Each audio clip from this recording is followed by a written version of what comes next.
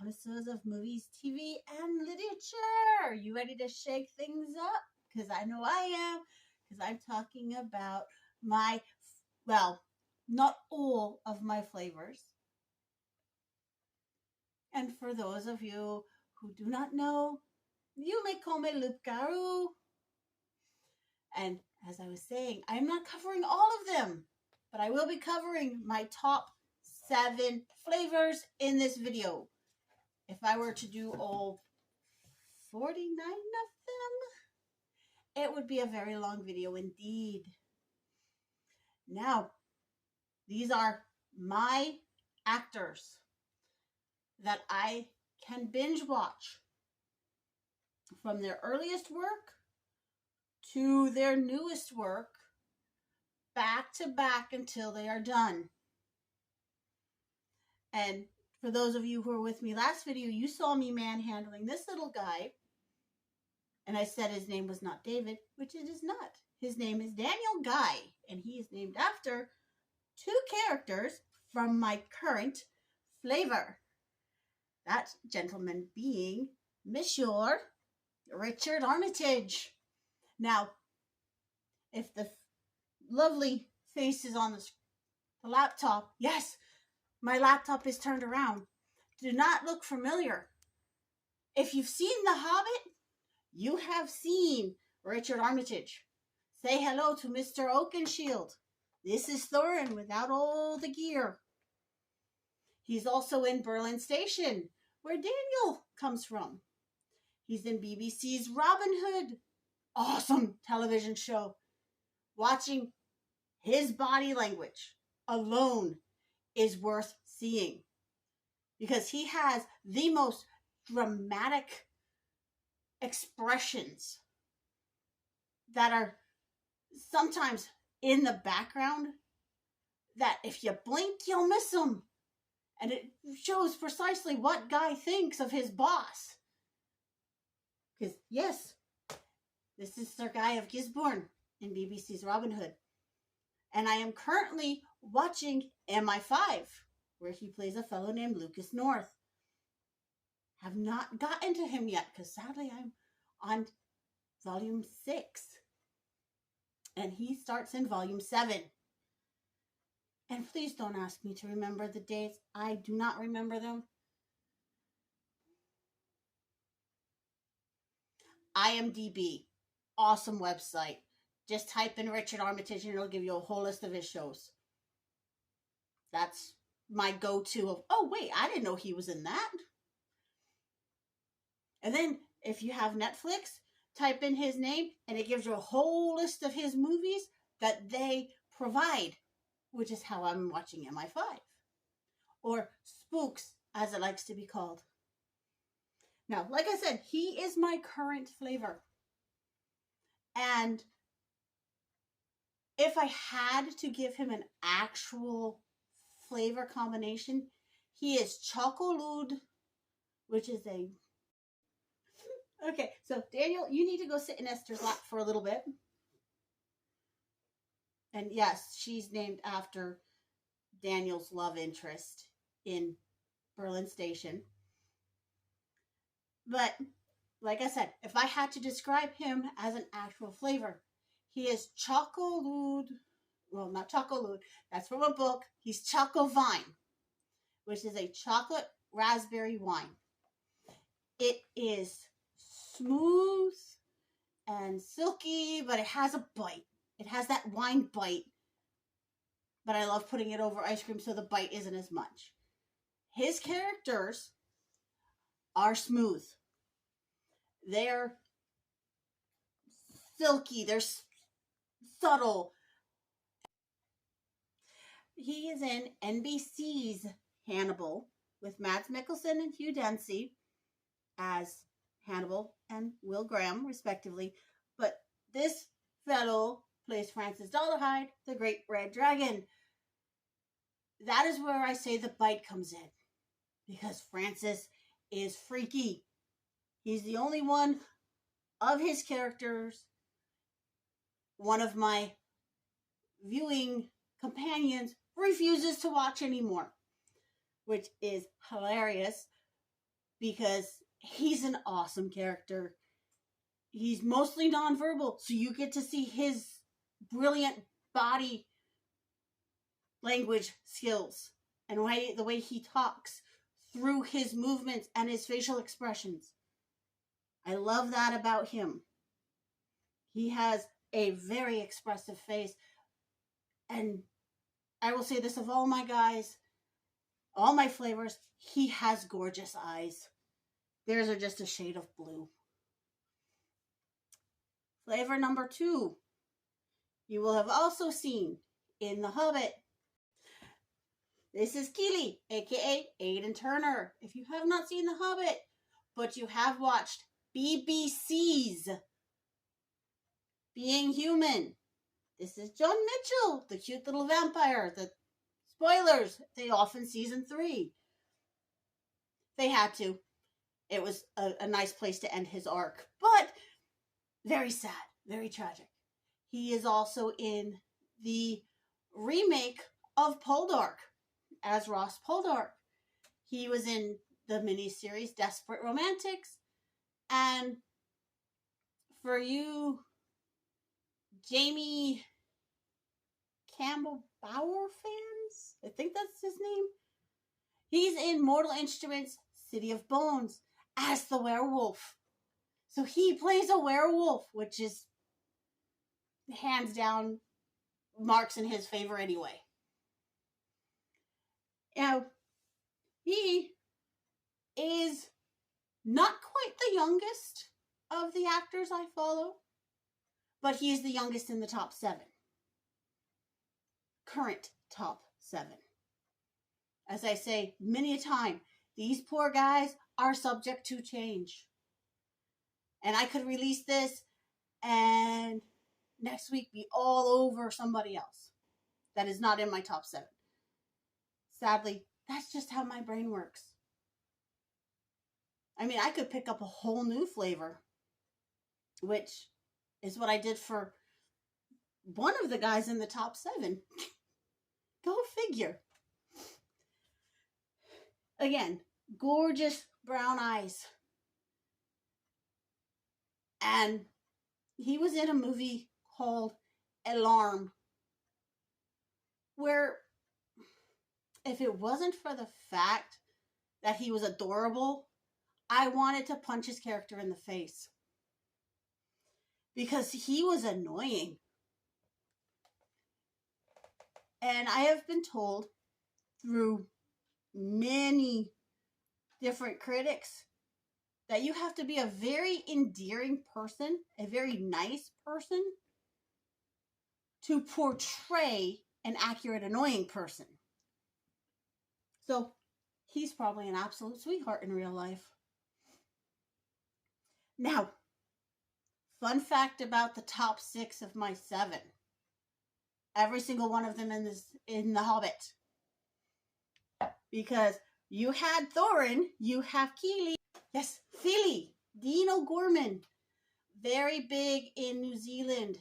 I can't get a lot of his stuff, which is really sad. But he does do a lot of LGBTQ plus friendly and encouraging and positive shows. My favorite of his, outside of The Hobbit, is called Kawa. And it is about not a teenager coming out, but an established adult man with a wife and kids of his own. Awesome movie. I highly recommend it.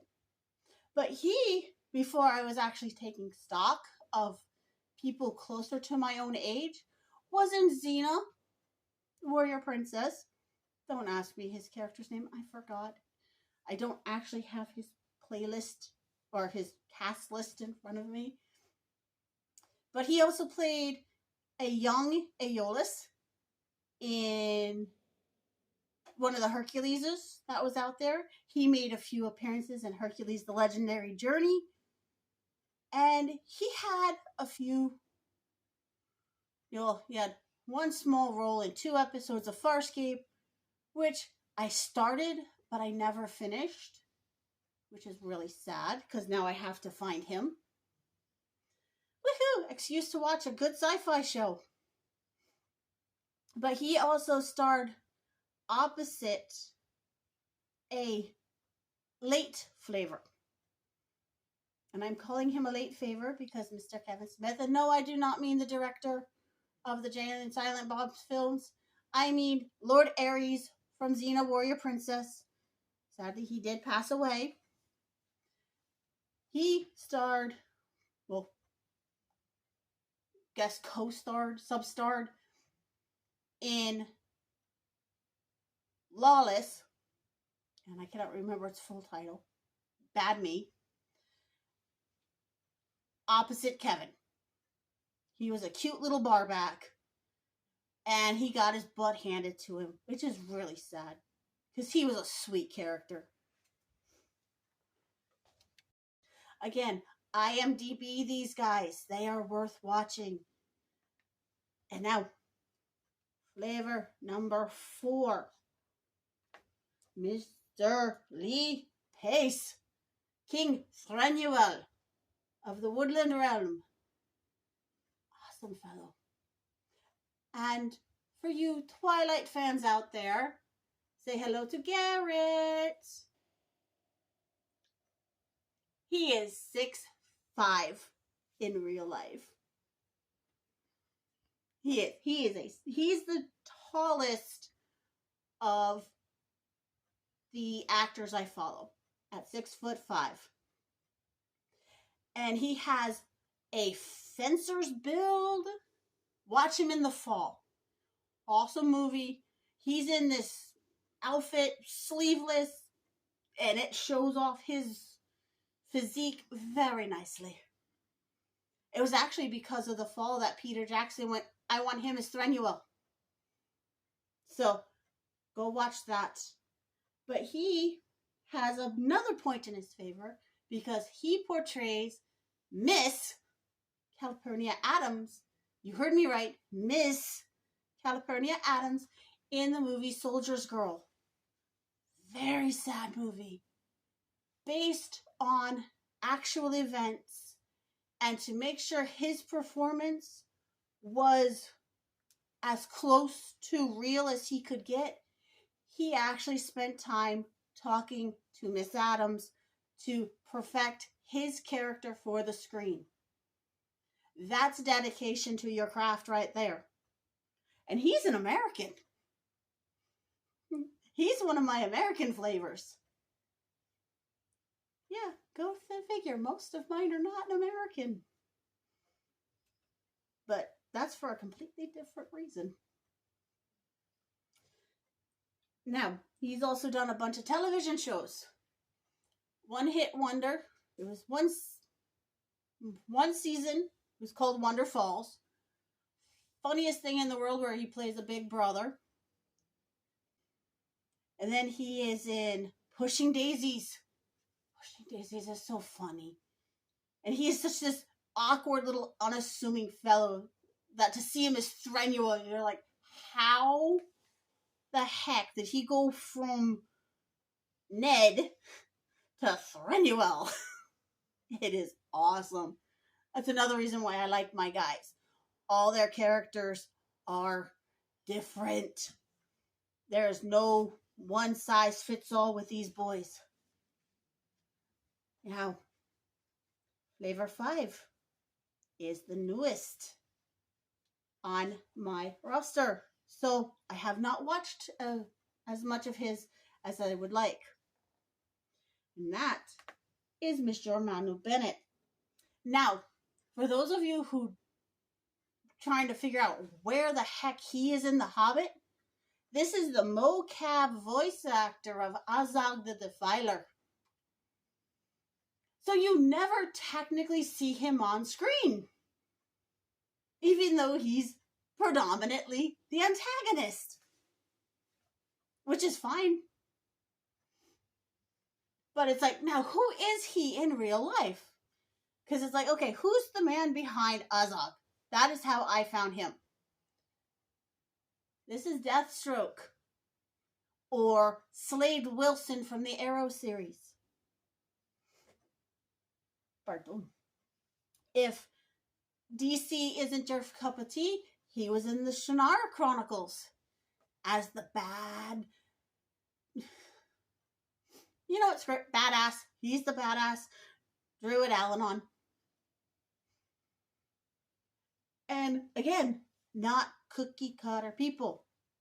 I'm honestly looking forward to Death Race 2050, where they are remaking the earlier Death Race 2000 that starred David Carradine as Frankenstein, who was one of the drivers, and he's taking on the role of Frankenstein in 2050. Please do not confuse these two films with the other Death Race, with, I cannot remember his name. No, there was a remake, and it had a bunch of criminals doing the driving. I didn't watch it. Here is Flavor 5, Joe Bennett. Like I said, he's not the newest, but he's the newest to my 7. Now we have Mr. Benedict. Mr. Benedict Cumberbatch. He is also in The Hobbit. And you're going, where? How? Well, this 6-foot fellow is the motion capture voice actor for not only the Necromancer, but the big bad dragon Smaug. And then, obviously, BBC's Sherlock, Calvin versus Khan for Star Trek, Into Darkness. But he also voices the Grinch in the newest cartoon adaptation, the 2021. You know, the one they made after Jim Carrey's Grinch. He voices the Grinch.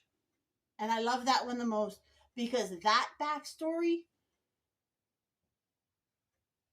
is just as plausible and more heartbreaking than Jim Carrey's backstory. But he's also in Current War. He's in... Yes, he is. He's my second favorite Marvel character, Doctor Strange. Strange will never surpass Hawkeye. But hey, second favorite isn't that bad. And I was trying to go away from mainstream. He's also in Paradise Ends, which was a little mini-series. He was in Imitation Game with Keira Knightley.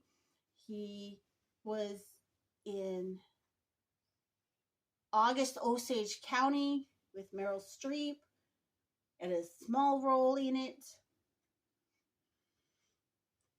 And he's been in a lot. What else is he in? I've seen him in so many things that I didn't write down. But like I said, IMDb these guys. Netflix them. Again, not cookie cutter characters. And he rounds out all my Hobbit characters. Fun fact, all but one of my flavors ends up dying. That's pretty sad. 5 guys I'm following in The Hobbit. 4 of them end up dead. 5 of them end up dead. I'm following 6 guys in The Hobbit, and 5 of them end up dead. And then one of his characters ends up banished to come back and die in Lord of the Rings. And now, my longest lasting flavor, you've heard me talk about him so much, Mr. Jason Isaacs.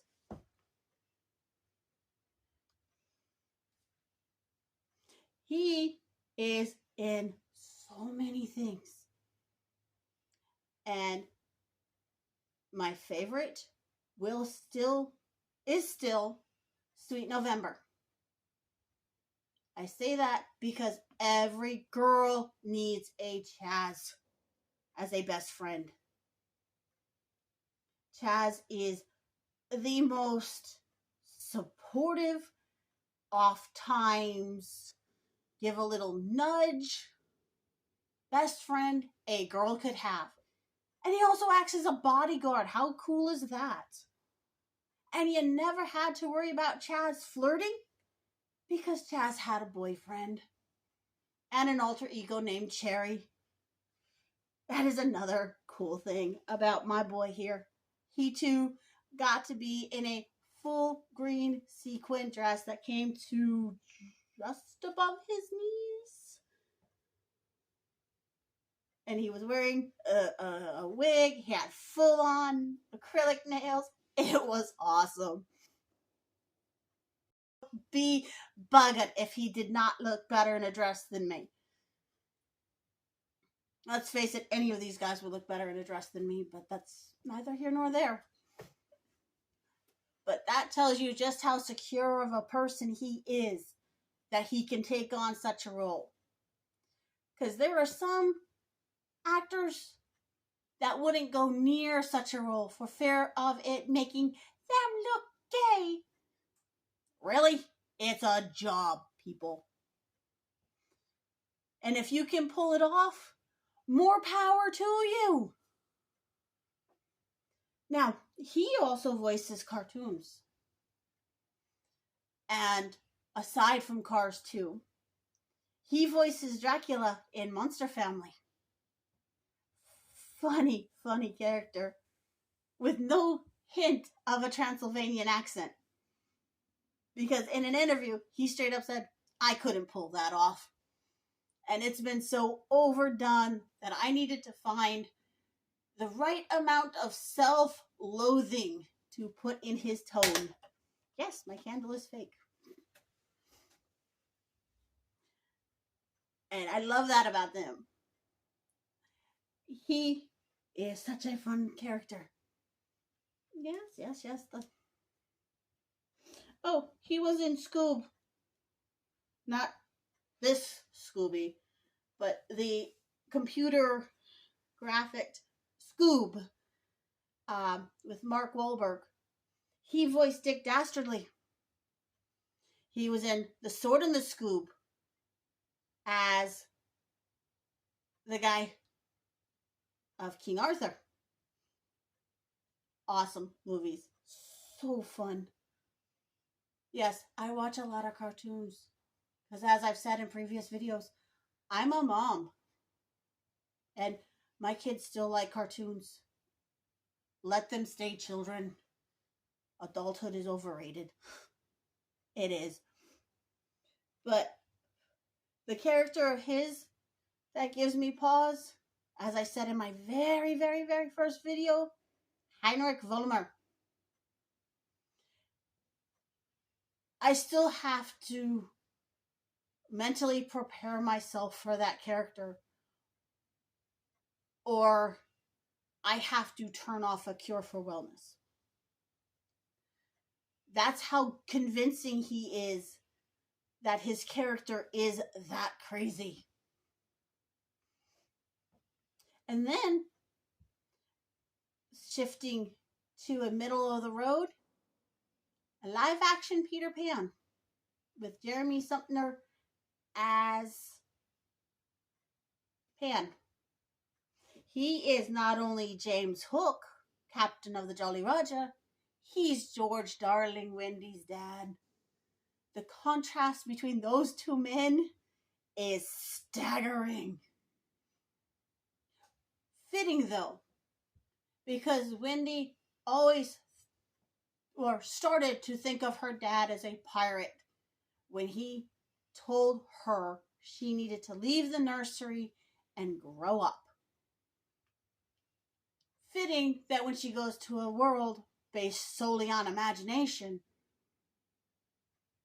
the principal villain would look like her dad, only bigger and badder.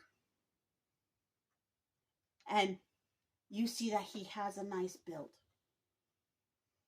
My camera woman's rolling her eyes like, oh God, there's more to that. Yes, there is more than a nice build for an actor, but he pulls off not caring that he's on display. There is a difference. There are some actors, they have to, yeah, I'm naked, look at that. Nope, I just woke up, I'm gotta get dressed, no big deal. Love that he takes it in stride. And like I said, watch the behind the scenes, watch their interviews, because he said it in an interview that he will ride to a premiere in London in a limo, watch the movie, hobnob a little bit, and then take the subway home. How cool is that? That he's just, you know what? I'm done. I'm not staying. I've had my fill. I'm going to go home and be. That's real. That's a work-life balance right there. And some of his characters need a good brain dusting. Colonel Meekum from Soldier is the biggest. But yeah, he plays a lot of soldiers. He's also opposite Mel Gibson in The Patriot.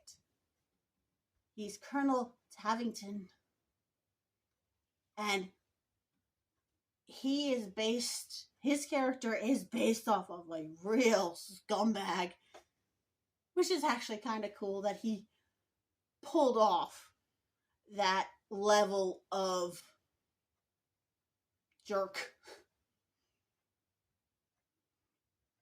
But the kids in an interview on Peter Pan said they had to be careful when they approached him, because if he was dressed as Hook, they avoided him. But if he was dressed as George, they could approach him. And his little co-star, he's not so little. He's in his 30s now. Tom Felton, he will be on this list when I cover the next 7. He's like, it was both a delight and a nightmare to work with this man, because you never knew what he was going to bring to the stage. And is, like I said, dedication to a part. Those are my top 7. Have you seen them? Do you like them? Will you find them? These are my opinions. Feel free to disagree. I will be posting more flavor videos, just not right away. I'll let you guys digest these 7 first. Not literally, please. They're too talented to be taken from the world. Find the like button. Tend to whatever wounds it may have acquired in the weeks of being overly smashed by excitable fans. Rescue the subscribe button from zombies. Remember, kindness is the key to understanding. So be kind to me. Be kind to each other in the comments. And have a great night. Great day. Bye.